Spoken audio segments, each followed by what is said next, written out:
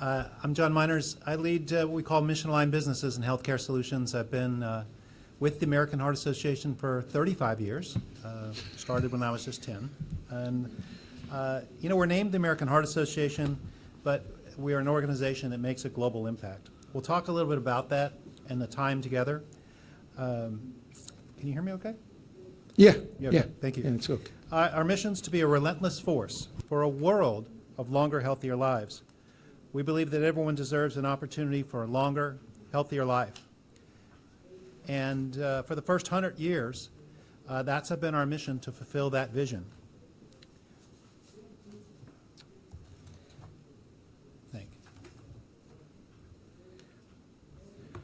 Until heart disease and stroke are the stories of our past, not our future, we'll work to create a world where equitable health and well-being fuels a future that is for all of us to create.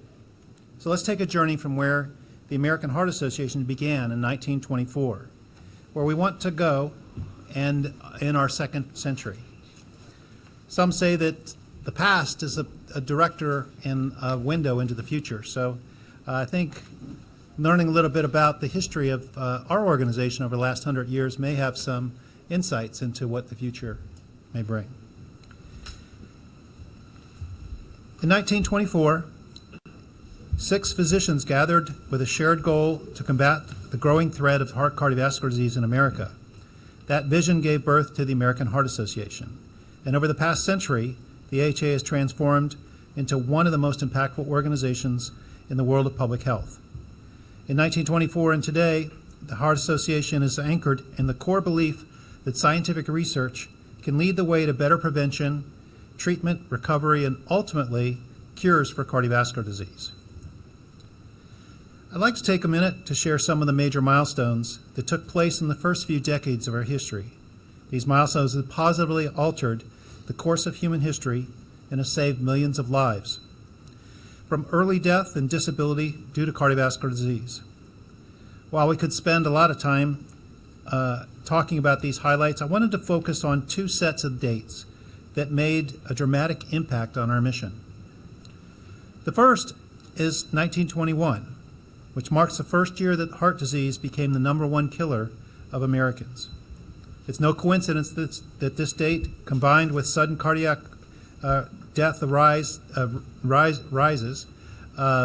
was what caught the attention of these 6 cardiologists and inspired a passionate commitment to found the American Heart Association just 3 years later. The following year, the American Heart Association held its first scientific sessions, a gathering that became the largest annual cardiovascular meeting in the U.S. and a leading international destination for the cardiovascular community. In 1925, it was also the first American Heart Journal was published so that cardiologists and other medical professionals could share research. In 1926, the American Heart Association approved the criteria for detecting heart disease, so that physicians around the country were using the same standards of measurement and care. And in 1927, we published the first heart disease mortality statistics to raise awareness among the medical community of the impact of cardiovascular disease. The second date series I'd like to point out is in 1947. Why 1947? Because that was the first time the American Heart Association decided to reach out to our nation and ask for the first Heart Fund campaign. The Heart Fund campaign is where people responded and to support the organization financially. This support allowed us to fund the first research grant for Dr. Albert Centuri, a 1973 Nobel Prize winner. In fact, his work studied the energy that muscles use, such as the heart, and they're needed to contract. In all, the AHA has funded 15 Nobel Prize winners, including 10 whose AHA-funded work led to the Nobel Prize.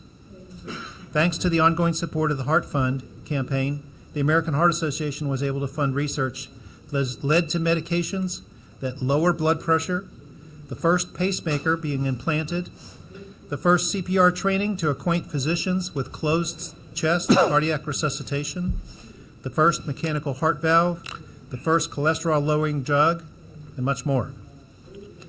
Countless cardiovascular and cerebrovascular scientists throughout the world are linked with the American Heart Association.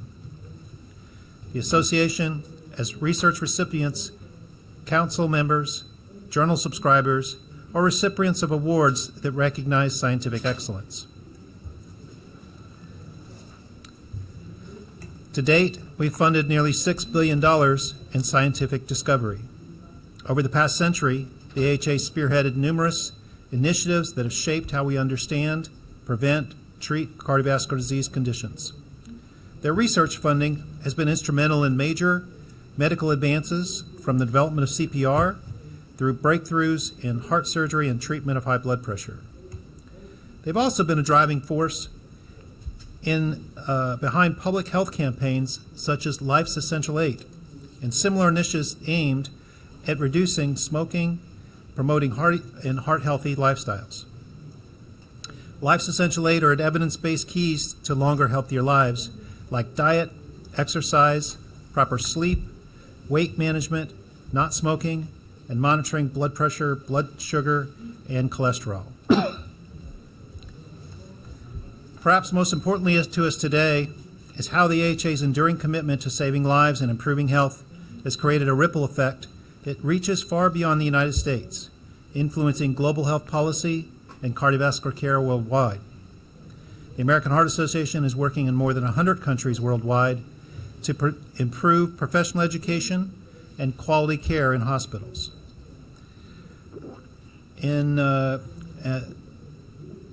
We do that through such campaigns as our Go Red for Women and Get With The Guidelines programs.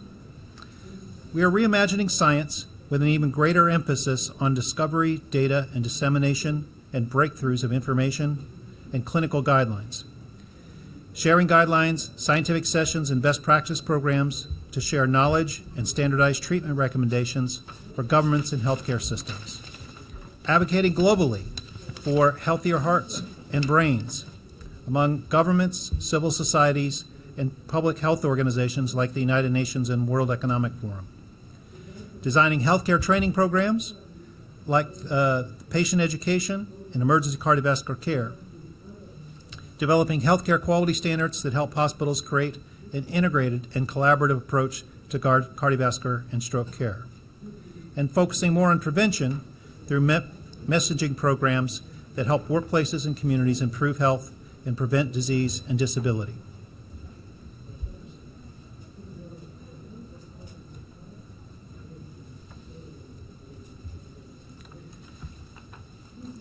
In addition to the steady growth in emergency cardiovascular care programs, the next decade included many new relationships across the network of sister societies and the regional and global organizations. Learning from programs shaped priorities going forward, and the relationships formed the foundation of the American Heart Association's global advocacy programs. Building on the success of the U.S. advocacy campaigns, the American Heart Association focused along with the World Heart Federation, on the United Nations high-level meeting to prevent control of non-communicable diseases. This meeting led to the development of the World Health Organization's Global Action Plan for Prevention and Control of Non-Communicable Disease and 2 subsequent convenings. Advocacy is now integrated in all of the international activities of the organization.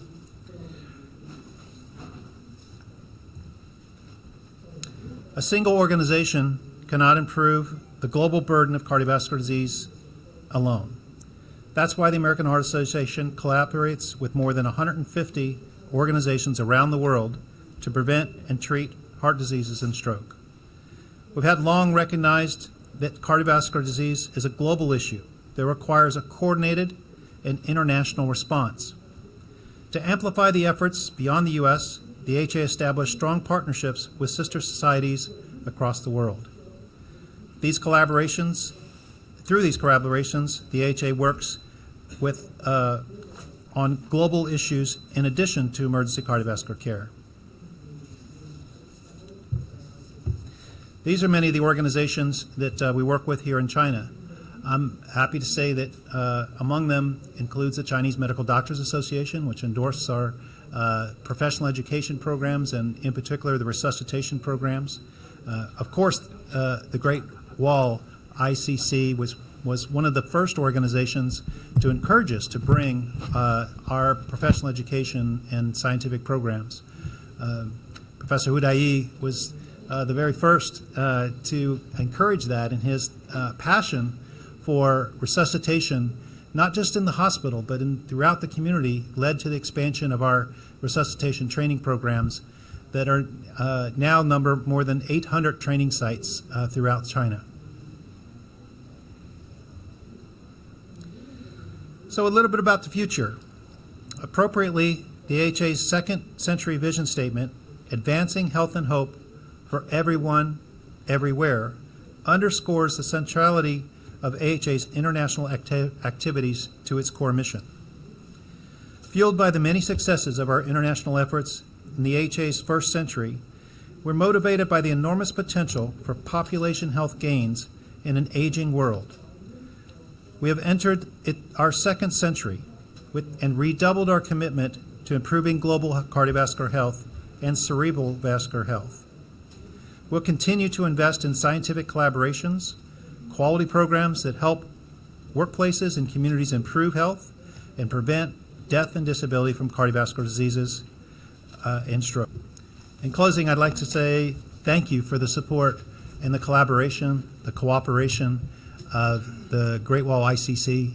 We're so proud to celebrate your 35 years and the work that continues to accelerate, to continue to expand in our ongoing efforts and work. Your introduction and your invitation for us to be here in China so frequently has led to relationships with other ministries and societies.